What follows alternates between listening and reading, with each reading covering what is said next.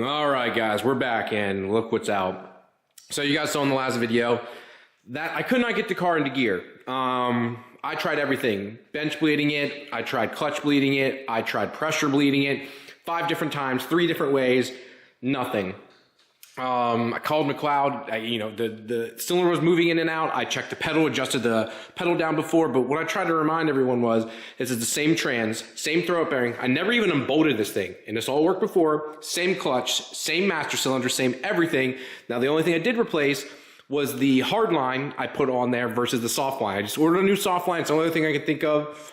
And I did have the floater plates not matched up with these, which would throw off balance, but it shouldn't change anything else. Called McLeod. They said, unfortunately, because I have a QuickTime bell housing, if I don't have a way to inspect it, you got to pull it to check to see. The first and easiest way is to make sure your bottom plate here, which I just left on, and there's on the other side it says flywheel, this side says bottom, but it's just letting you know it's the bottom plate. If it doesn't spin freely when it's clamped down, then I need shims. Well, spins freely. So I'm like, well, that rules that out.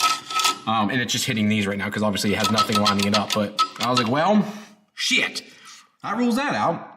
And I went back to my pictures and I got the zoom in. There was no shims under these red studs either. So I'm like, okay, now something that could be happening is when I'm clamping it down, it's making this all tight. I have a feeling that's not happening. I think it is a fluid issue. I think it might be the stainless steel line. It's the only thing I could think of. So what I've decided to do is I ordered a new soft line from Grannis as I hit my head against the car here. Ordered a new soft line from Grannis. I sold my old one. I'm going to install it hopefully this week, get this all back in. I'm going to make sure everything lines up. So this mark here isn't even lined up with the flywheel. There's another black mark on the flywheel. So I'm going to make sure they're lined up. Bolt it down again. Don't even need to touch these because we know this is good. Well, I guess I do need to unbolt it though because I think this mark needs to go up here, I believe. So yeah, not a big deal, but kind of annoying. So yeah, nothing else seems off. That's the only thing I think of is fluid. Maybe the master went bad. I don't know, using the same exact fluid as I did. Same company, same type, same everything. The frustrations. I'm gonna have someone else double check it, but I'm gonna have to take this fitting off here. I did that to cap this off. So I get all the fluid out. I was really hoping I did something wrong. It's much easier when you feel like it's a blatant, like, the disc is seized up. Cool, I know it's my fault. But the fact that it wasn't my fault or it's not something any wrong there, I think a part has failed. Either the line doesn't work or maybe my master's no good. So that's kind of where I'm at right now. But you guys saw at least in the last video, car started up. But I just wanted to document this part that not everything goes to plan. Pulled everything off. The one thing I was missing, which you saw in the first video, is I am missing one of these washers that goes underneath this. It's not a shim. It just goes underneath this. So I'm just going to get another one of those, which again is not a big deal. And just go from there, I guess. God, guys, I really, bottom of my heart, I don't know. I'm beyond frustrated. So hoping to get it back in. Ben and Billy Freed over at Freed Engineering said he's putting one of these in today. So he's going to send me a video. I want to see how far out the throw-up bearings going in and out. I think maybe that's part of the problem too. I do have a rebuild kit here too, but it's not losing pressure or anything like that. It's not locking up, but I do have a rebuild kit and the rebuild tool here. So if I need to, I'll put a new seal in it. Maybe it needs a new bearing, but it's a very simple, in theory, it's a very simple setup. So guess we'll find out. So some good news, guys, good and bad. So put everything together, torqued it all down last night. And when we put this in the drill press and moved it down to about 0.35 or about 3.5 tenths, or 4 tenths is where it really 100%, but 3.5 tenths is where it really, 0.35 tenths, I should say, it really actually disengaged both top and bottom plate and was freely spinning. It 4 tenths, which is just under half an inch there, 100% free floating. So we know the clutch is good. Unfortunately, I had to call here, but one of these studs pulled out. So the studs come bolted into it. They're ARP studs. Don't know how. I've torqued everything down. Never had this issue before, but it must have seized itself on. And yeah, unfortunately, I need to get a new one, and it's specific, and I know that'll mess up the rotational mass, so I don't want to be messing with that. So I need to contact McLeod as soon as they open up today. I want to go back up again once we get this back in, retest it just to make sure. and I would like to show it in video how we tested it, just so you guys can see, because it'll be good information for everyone to have. And it's exactly how McLeod said they were going to test it. They have a nicer setup, obviously. What we did is a little janky, but it worked. It's a little bit more, pretty much, actually, it's not that janky. What we did is what they're going to do, they just have a bigger machine. Plain and simple. The next thing here, so I want to try rebleeding it. I'm going to, right now I have this capped off, so this isn't actually completely seated, but uncap this, push all the fluid out, make sure it's completely seated. I'm going to have my friends bring over their own calipers. I've got mine. I'm going to have my friend bring over his nicer ones, because these are some Harbor Freight, just to make sure. Get this seated, measure the face, get the clutch in, measure from the fingers to the bell housing, all that jazz. We're going to do everything, and I'm going to have multiple people check it to make sure that's not an issue. The only other thing, again, is that stainless steel clutch line is something I replaced, but it could be the master not giving enough fluid. Even though it worked before, and it wasn't a problem before, that could be the issue. I know Joel now doesn't sell this size. I think this is a 3/4 bore. I think everything he sells now is 13/16. Don't quote me on that, but that's what I believe he sells for everything. So it could make sense that just maybe this one was just enough before, and now it's a little tired and it just doesn't have enough volume to get it through. So that could be the case. If that's the case, yank that one out there, put in the new one, rebleed it, and go from there. So yeah, every step, guys, we're getting here, getting us a little bit closer. But yeah, I'm trying to get this done as fast as possible, because again, the car runs, it just won't go into gear, and still waiting for the adapter plate. I'm about to actually run up to machine shop and maybe make this one work. It's going to be ugly. It's way oversized. I got to machine down a lot of it. The edge here hits the drive-by wire. The bolt holes in the back are wrong. So just to get it up and running, and then drive it down the road. So, because the intercooler piping is done on this side, bottom one's done, just the top. So that would 100% get me running, moving, and driving again. So for me, I'm like, screw it, let's do it. Okay, so a couple things have happened here. Again, we're still working on the clutch here, but want to give you a little update. I went ahead and ordered a new master cylinder. I also got a new, look at that dick on there because of Joe Granis, sent me a new clutch line. So this is a new clutch line. The old one was actually just stainless steel with no black sheathing. I like that it has a black fitting on with black sheathing. So I'm like, might actually just use this. Took this apart and look at all this inside of there, guys. See if I can get the light to see that. Look, see all the gunk in there? I think this is the part of the problem. This was completely black inside too. I think that just went bad from sitting. I've had it since 2018. So my understanding is that when you let them sit dry, which dry meaning that like, hey, you didn't have fluid sitting in it, like kept it pressurized. Like when I took apart my brake booster, I literally put brake fluid back in it. So I don't know if that caused it or not, but for 70 bucks, I know it'll be new this way. And I don't have to worry about that. The only reason I'm not or haven't done anything with the throw-up bearing is what I'm being told, once again, is if it's not leaking, it is fine. It's not leaking, it has no problems. It's a very simple system. This, apparently, these can leak internally. They won't, what I mean by that is, it won't flow out any fluid, nothing will come out, but it'll really break down inside, and that little bit of difference can cause you what I'm seeing, because it's moving, but moving just not enough. So I think that might be part of the problem. So yeah, I'm excited to give this a shot. If this and the stainless steel hardline doesn't work, I'm gonna put this on. If that doesn't work, then I don't know. I also talked to Joel about indexing. He said this wouldn't be an indexing issue via text. Now I'm going to index it just to double check, but when I did this years ago, I didn't have to, and back then he said there's no need to index. This, you gotta remember, when I originally put this clutch, everything in, this is 2018, not this clutch. I had a clutch master first and then went to this. BB helped me put that in like 2019. But all the other parts have been in there this whole time. So it probably is time for a little bit of a change up, check everything over. If I do need to rebuild the master or the throw-up bearing, I have a rebuild kit here. This is the actual number if you guys ever have to rebuild one. And you're gonna need a specific tool. Tilton actually supplies the grease. You're gonna need this tool. Let's go ahead. I've got everything when it comes down to stuff like this. Is this So let's open this up.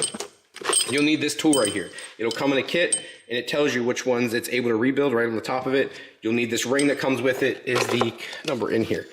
That's the seal kit, and where is the rebuild? That's the rubber grease number. What is this? Is this the bleed assembly? That's something else. Gosh dang it, guys, it's gonna make me a liar. I'm so sorry, guys. I don't wanna be this person, but here's the instructions for it. Does it have the part number on it? It does not. Dot 3 and dot 4, blah, blah, blah. Yeah, not seeing anything. So sorry, guys, but yeah, maybe that's the part number at the very bottom there.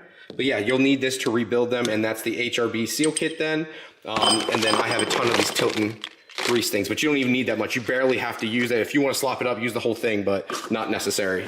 So Summit Racing is insane. They got this here in a day. Ordered it yesterday at 1 o'clock, and well, not yesterday because it's not Saturday, but ordered this at 1 o'clock on Thursday. Got it to my house on Friday by 5. So didn't realize they were that fast, but there's the brand new one. I do have to reuse the old tank, which I just cleaned it up because it doesn't really go bad, and then the clamp.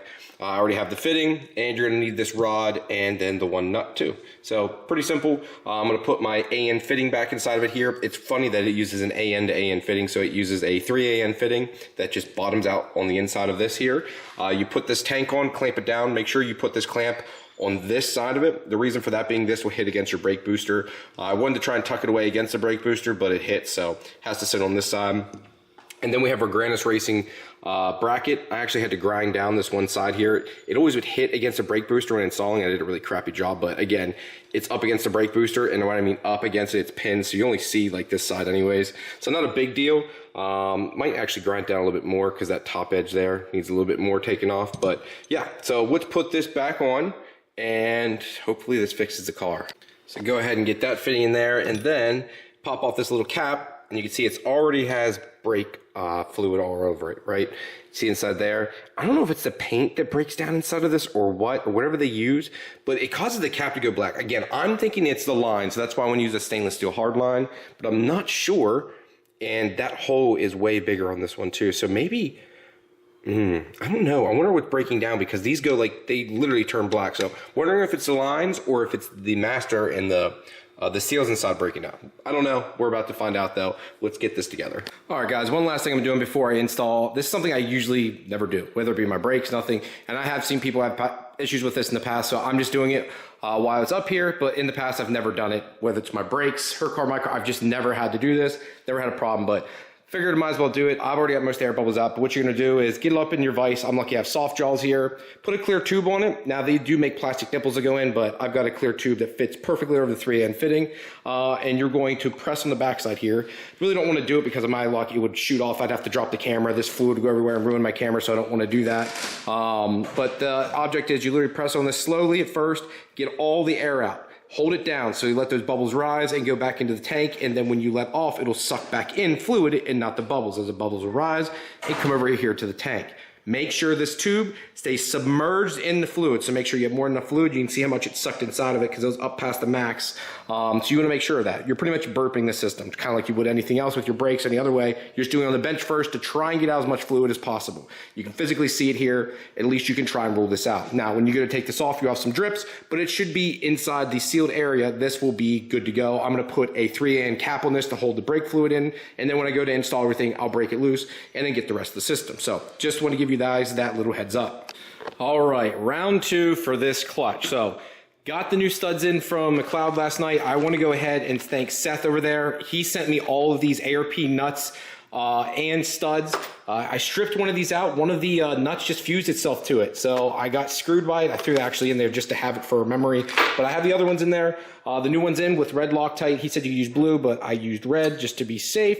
And he's like, be careful. Like, I'm going to go ahead and hit this with a brass brush on all these threads to clean them out to make sure there's nothing in there. He's like, make sure you don't get it, because I think the aluminum from one of these bushings or these spacers got underneath of it and fused it on. Number 2, I want to talk about. Some of these clutches have a little spacer or washer underneath here. My clutch does not. Some do, some do, some do not. Mine is the one that does not. One of them, when they measured it, everything came out great. So I don't have to worry about that. Be careful. If you lose those, you need to make sure you find them or get that exact... If you lose those, you need to find them or find out what the measurement is or contact the manufacturer. In my case, be McLeod. Not everyone does that, but make sure you don't lose them. So in my case, don't need them, never had them. Went back to my old pictures, didn't have them in there. Again, we went up when I put the other bolt back in just to double check it, and actually did even better. With the other bolt in, this was literally released at just over 3/10, so like 0.32 or whatever. This released, and these were free floating then. So we know the clutch is good. That's a great sign. We've got the new stud in. Like I said, we got the new master in. I wanted to show all of this before we install. The only thing I don't have right now, I'm going to go out and get another one. I'm going to measure this here. And again, it shouldn't matter, but let's just do it so everyone's the same across the board. I don't have this washer here. And this just goes under the lock washer in this, just to have it. These don't have those little washers. These are for the small ones that go here in the gold. standoffs.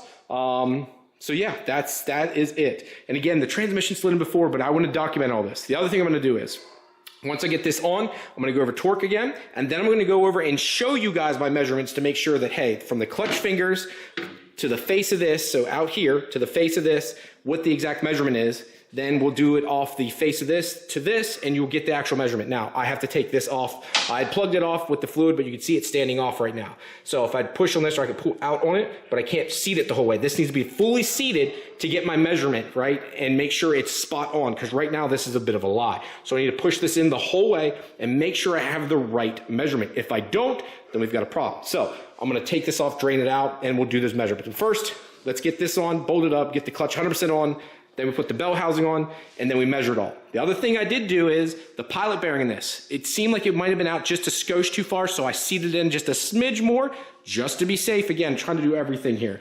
And that's pretty much it. It's because this time around, I'm showing everything, but bearing, I pushed in, and we can see spins nice and freely, no hangups or anything. I did like that it didn't leak before at all, and we can get some of that residue off there. That is from the red Loctite. But everything else looks good. I'm happy that from startup and stuff, there's no leaks that I can see so far. I checked all around the engine and stuff. That makes me super happy. So yeah, let's put on the flywheel, bolt that up, and then torque it down. All right, so we put our ARP bolts in. I have my torque sequence on the plate just so I don't forget. I did 35, 55, and then 75 foot-pounds in this torque sequence in the star pattern just to make sure it's even across. That's per ARP's request, and I'm using red Loctite. Use red Loctite for everything else I've ever done and when I did this in the past. I'm gonna clean the disc face off again. Looks like there's a little corrosion there, so I'm gonna clean it off real quick with some brake cleaner. Then we'll start installing the discs. And guys, if you don't even want to watch this video, I'm doing this more or less for record, but this will help you out. So the next thing we got to do is install the plates. So this bottom plate goes on first, then we got to put on our floater, then this top plate. Again, reminder, there's a top, and this says flywheel side. There's a bottom, and then this says flywheel side. So this goes on to the flywheel, or this comes out towards me, the other side faces towards the flywheel. Then you put your floater plate on. Then you put this other disc on. Again, this will be your top one. Then you put your pressure plate. There's only one way to put the floater disc on. You can only install it one way. And then you're going to do 25 and 35 foot-pounds. 25 for these, 35 for the pressure plate. Oh, and as a reminder, don't use anything to torque them down with. So no grease, no Loctite, nothing per McLeod's request if you read the book. Also, just wanted to show this. Again, you want to make sure your strap lines up with the black mark. The black mark's at the top here. Wanted to show the floater. It spins freely. I just wanted to show that just so I had that for video record. Like, hey, it wasn't tight when we put it in. With the straps on, it is completely loose right now. So let's put our next one on, and then our pressure plate. And then, man, I wish I could honestly test it on the transmission too, where I could just put pressure to it. I could probably use a vise and something else and blah, blah, blah, blah, blah. But yeah, so 25 foot-pounds for these. There's only 3 of them, so there's no really star pattern to do there. Now the next one we will do in a star pattern, and I have the actual pressure plate marked for it. All right, so now all the washers, lock washers and nuts are on. And again, there's that black mark again to indicate, hey, that is where we want to be balanced at. And like I said before, the ones in here, those were 25 foot-pounds. Now these go to 35. So we got 1, 2, 3, 4, 5, and then 6. And I just mark this just because it makes it a lot easier so I don't forget and I know exactly where I went. Now, as you tighten this down, see this here? This needs to be able, you want to make sure it lines up. So right now it's still kind of loose, but it is, I'm starting to put pressure on it because I got these hand tight on there. You can see I still move this around. This is pretty crucial. Using this billet tool, don't use a plastic one. If you can't buy this, go cut a snout off of a T56. You can buy these online for the most part, so go buy one. Just save yourself the headache and make sure it gets this thing lined up really well.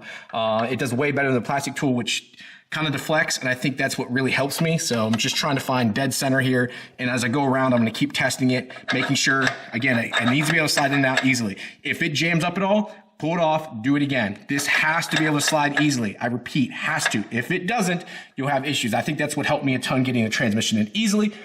And I'm hoping again that there's something else off causing me my problems. So let's bolt this down. Hey guys, I have Jason here. Jason is helping me today. Thank you very much, buddy. We are doing the measurement part of this. So what you need to do, take a straight edge like this, and then you can get this from like Harbor Freight. This is actually old school. But you're gonna take this and measure off the back. Joel has a great video on this, but here's pretty much what it comes down to. We took 4 measurements off the fingers. On mine, they're a rounded edge. You have to be very careful. We took 4 of them, came to 96.8 is what we figured out, rounded it to. Then you're gonna subtract 4 millimeters, which comes to 92.8. From that, you're gonna subtract this, so it gives you the 92.8. You're gonna push this back or push this forward till it matches up with that. So from the face of this bearing to the face of this transmission, it needs to be 92.8. As you can see here, that's what we're basing it off of. And we're going off the physical size here too, just to be safe. And we are close. It's just like there's a tiny bit, but you don't want to be, I don't want to spin it back too much and take the chance of pushing the piston out. So we are just there. And plus you can only spin it so much, you can only add so much because this needs to be your bleed and this needs to be my feed. So I think we're there. We're about to install the transmission. We've also sprayed dry grease. This is what you see in the Toyota book. And talking to other people, I had grease on it before, but not dry grease. So we're using dry grease this time around. And hopefully this keeps everything sliding and moving nicely. Again, thank you to Jason, because he is the man. Thank you, buddy. So yesterday we got the trans, everything back in. It was definitely, when me and Sean did it, it slid right in. Now, the reason I know that is, I couldn't tilt the engine as much because I've got the AN lines, everything hooked up to it. I couldn't get full tilt in the engine without removing all the AN lines and stuff, and that sucked. It took us a good hour to get the transmission in. Without that ability to really tilt it back as far as you truly need it, it sucks. Like it really does suck without that ability. So that was a pain. And then when it was all said and done, I'm like, we couldn't get this plug in. Well, if you guys can see, the pin is bent up. So I couldn't get it in, so I had to pull this out, which for this transmission is not easy. So I had to literally drop the trans in the back, get a long extension to get it. It's easy when the trans isn't in, when you're just putting the bell housing and stuff in, you put it on ahead of time. So sucks, but it's done now. I'm just happy about that. Let's try, hopefully I can bend this pin down and not break it. And I'm gonna put the plug in first and then bolt this all back up. Okay, so I got the starter fixed and in, bled this, all right? So we just put pressure at the top of it. What I literally did, I got this from the gentleman, Bob Wilkinson. I don't know how this works, but it works perfectly. Where is the nozzle at? Where did I put the nozzle in? Is it buried up in here? It is. Take this, okay, with a rubber tip on it like so. And in the top here, there's a little hole in the top of these Tiltons, like a breather hole. You put the pressure down in through that and it pushes out the fluid. And it just literally worked perfect. Pushed out all the fluid, boom, my clutch works great now. Like, it's awesome. So this engages now, guys. Here's a quick clip of the first time I'm moving it and just being beyond excited.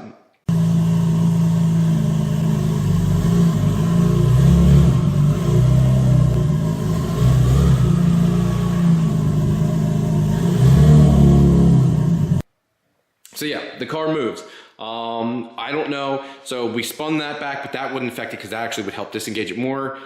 I don't know what it was. Was it the spray or was it the master? I'd like to think it's the master. I don't think that dry lube is doing anything. I never used it on all the other transmissions I've done. So, and that clutch worked there before too. So I don't know, but it's working now and I'm very happy. At least we have that documented. So replace the master. I think that's what it was. I even got to keep my stainless steel hardline, so I didn't have to use my other one. So that makes me super happy, guys. So that's solved. I hope this trying to help someone else out there. Thank you guys very much for tuning in today. I got more to do. I'll talk to you later. Peace. Bring